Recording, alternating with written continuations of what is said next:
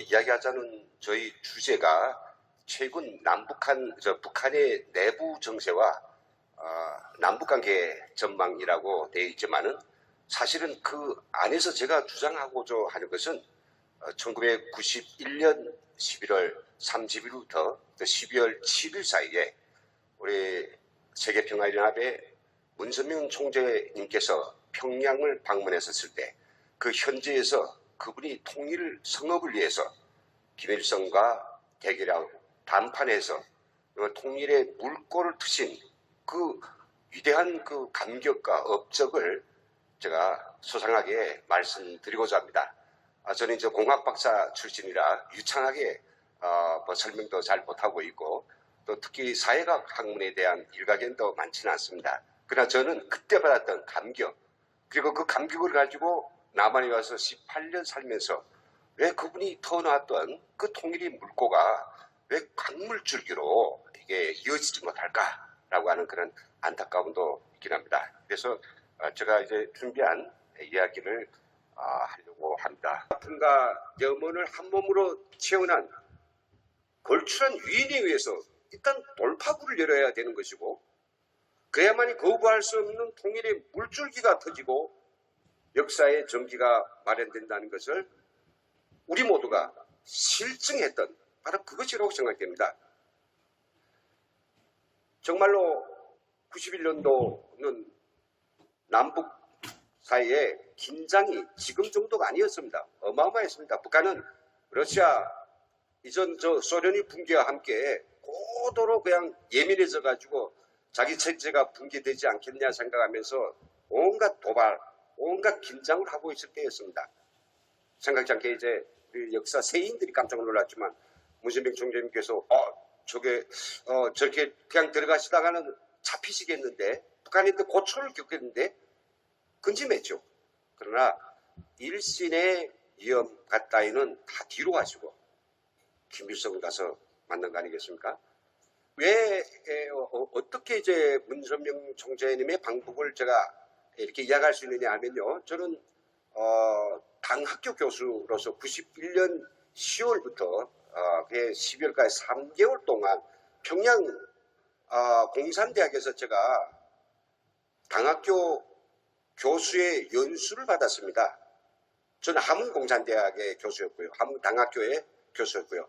그런데 그 도중에 12월 2일인가 3일인가 그 연수하는 도중에 갑자기 비상소집을 해가지고 어디에 간다는 일체 이런 방구를 하고 만수대 의사당에 가서 아주 특별 비밀 세미나에 참가한다. 연설회를 듣는다라고 했습니다. 저는 문선명 선생님께서 나오실 줄 몰랐습니다. 근데 바로 여기 보이는 크진 않은 장소입니다. 만수대 의사당은 우리 말하면 국회의원회관과 같습니다. 방이 여러 개 있죠. 그래서 바로 이 방으로 저는 사진을 찾아봤는데요. 방이 여러 개 있으니까 딱 이거다라고 찍을 수는 없죠. 이 방인 걸로 제가 알고 있습니다. 여기서 이제 문선명 총재님께서 연설을 하셨습니다. 그 연설회에는 중앙당 간부들, 그 다음에 내각의 간부들, 당학교 교수들을 참가했습니다. 그리고 그 뒤에는 윤기복 당 평화통일부위원장, 그 다음 김다령 내각 부총리들이 떡 지켜서 무슨 말 하는가 하는 거 이제 적고 메모하고 녹음하고 기다리고 있었습니다. 근데 아주 체구가 어마어마한 그런 분께서 쫙 나오시는데요. 연설하시는데, 그러니까 여러분 제가 하는 것처럼 이렇게 뭐 조용조용 아니면 뭐 아주 뭐랄까요? 정중하게 그렇게 연설을 하시는 게 아니었습니다. 너무 놀래가지고 막 이러시고 당신들이 주체사상 가지고 북한 주민들을 먹여 살릴 수 있는가? 여기서 그때 제 기억나는 것들을 이야기합니다. 정말 그때 너무나도 그 연설들이 또박또박 제 마음에 파고 들어가지고 그대로는 아니지만은 기억하는 것들이 있습니다. 인간과 우주가 얼마나 과학적인가? 모든 곳에는 우연이 없다. 우주를 결정하는 것은 바로 하나님이다. 하나님의 피조물이다. 이런 말씀이었고요. 남북 통일은 사람이 능력으로 하는 것이 아니라 하나님의 능력과 사랑으로 가능한 것이다.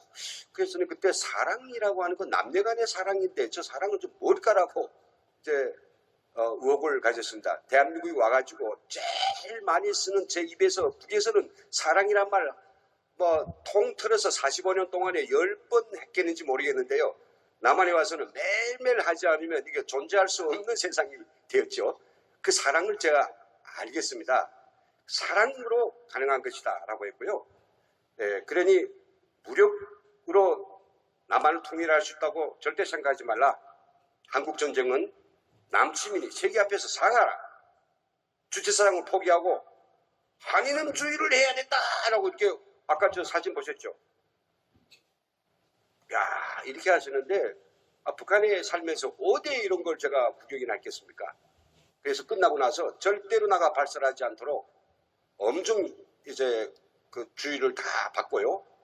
그런데 그날 저녁에 이제 텔레비전을 켜니까 조선중앙 텔레비전에서 역사 잃어본 적이 없습니다. 북한은 문세민 총재님께서 북한에 도착하시고 고향 성지를 방문해서 친척들과 한 3, 40명 되는 것 같습니다.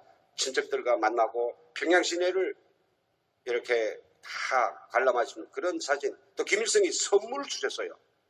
그걸 한 16분인가 20분인가 쫙 방영하는데 북한 텔레비전 역사상 남한이 어떤 한 인사, 애국이 어떤 수반이라도 이렇게 십몇 분 동안 개인사를 이야기한 그런 역사가 여러분 없었습니다.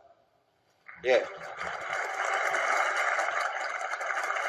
그리고 노동신문에 나왔습니다. 노동신문에 하느님이라고 이런 세 글자가 북한 노동신문에 그때 한번 게시되었고요. 그 이후로는 지금까지 하느님이라는 세 글자 북한 노동신문이 담아본 적이 없습니다. 그리고 북한 이 삼방송이라고 있습니다. 제가 사진을 보여줬는데 저기 위에 보면 빨간색으로 친 거 있죠.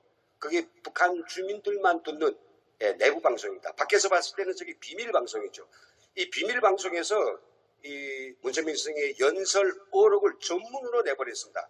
딱 기억에 남는 게 있습니다. 북한이 잘 훈련된 노동력, 그리고 남한이 경제, 그리고 세계의 과학기술, 산업기술, 이 세 가지를 당신들이 받아들이면 남북한은 세계 제1류의 국가가 된다. 이게 북한 주민들 간부들한테는 엄청난 태동, 지진과 같은 것이었습니다. 말은 안 하지만 사람들이 다 새로운 어떤 이 감동, 표현하면 안 되니까요. 이렇게 이제 됐고요. 결국은 이제 김일성하고 만나게 됩니다. 12월 7일인가. 이 사진은 정말 역동적인 이 사진이었습니다. 이때 경호원들이 지금 안 보입니다. 저 뒤에서 보입니다만 경호원들이 정말 바짝 긴장했던 그런 사건이 터졌습니다. 어떻습니까? 이건 뭐 흔한 사진이 아니지 않습니까? 그냥 악수를 하고 이게 해야 되는데 문재민 총장께서 김일성한테 다가갔습니다. 다가가서 먼저 와락 끌어안았어요. 그리고 귀다 자신이 입을 가져갔습니다. 이거는 어떤 상황인가? 김일성이 신변을 위해할 수 있는 상황이기 때문에 경호원이 제절없이 뭔가를 해야 됩니다. 근데 김일성인데 세계 평화연합 총재인데 함부로 할 수 없어가지고 긴장했죠. 손 가지고 왔는데 그때 문세민 총장님께서 딱 안으시고 형님 그러니까 다 끝난 거 아니겠습니까? 예. 바로 회담이 이어졌고요. 바로 회담이 이어졌고요. 회담에서는 그냥 뭐 형제니까 형님 동생하면서 결국은 네가 정부 간 회담을 해라, 핵사찰을 받아라, 그 다음에 이산가족 상봉을 해라, 그리고 남북 내가 여기다가 평화장차 세워줄게, 그리고 대동강 보통강 호텔 그걸 내가 임대하게 돈 벌게 해줄게, 백수항 관광해라, 다 받아들였습니다. 가장 분명한 것은 그때로부터 서울 방문에 대한 확답을 받아낸 거죠. 이건 여러분 우리가 21번의 정부가 바뀌었지만 그 어떤 정부도 어떤 우리 국가 지도자도 해내지 못한 현실적이고 실증적인 통일의 실천입니다, 여러분.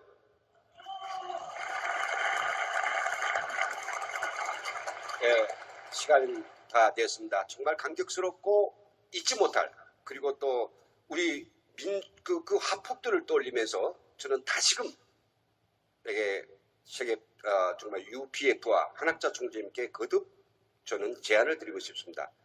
우리 문선민 총재님께서 세우신 통일의 시금석, 철학과 실천은 여전히 유효합니다. 바로 그걸 가지고 우리 북한의 김정은 모든 걸 결정할 수 있는 한 사람, 그 사람한테 다시금 신뢰를 주고 믿음을 주고 통일의 청사진을 주고 그리고 그가 움직일 수 있도록 명분을 준다면 지금보다는 다른 91년도에 있었던 그 훈훈하고 따뜻하고 기대 만장하던 그 통일의 물꼬가 다시금 터질 것이라고 저는 굳게 믿습니다.